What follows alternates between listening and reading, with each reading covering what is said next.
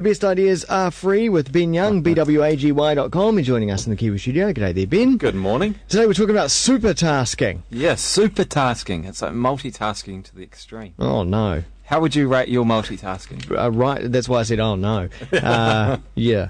I'd give myself negative points, probably. Any comments? What does Jen think? What does your partner think? Yeah,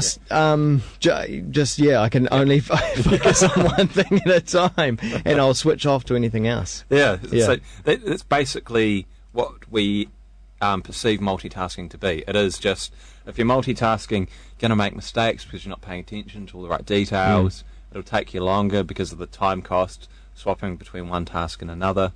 And that's what most of the body of research into multitasking talks about. And it is a reality. Someone did this research over on Wired.com for a book called Brain Trust, and what they were looking at is distracted drivers, which is very topical these days, especially with iPads and iPhones and tablets.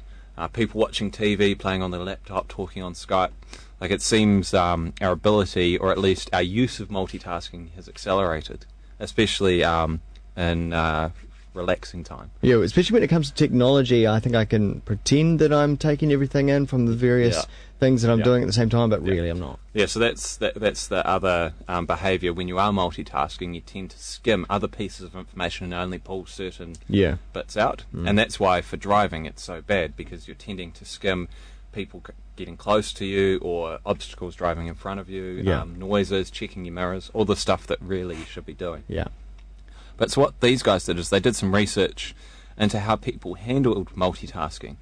And what they found is that there's this 2%, which are supertaskers. They can handle multitasking without getting a noticeable drop in performance. So they had these guys multitasking, just juggling balls. And these supertaskers, 2% of people, no matter what they were doing in the test, the balls would go just as high. Whereas 98% of us, if you asked us to have a conversation, the balls would start coming a little bit lower. Because, it's that difficulty with multitasking. And in the front lobes of our brain, that's where we handle these pieces of information. And most of us, they get fried, essentially, because we're trying to process too much information. But these 2%, the supertaskers, they don't have any impact. It's quite interesting. And so the theory is that this is the next evolution of our brain, and 2% of people seem to have that. And what sort of things are they able to do? Well, so it just means that they can process information whilst having a conversation. They can probably text whilst cooking and paying attention to something else.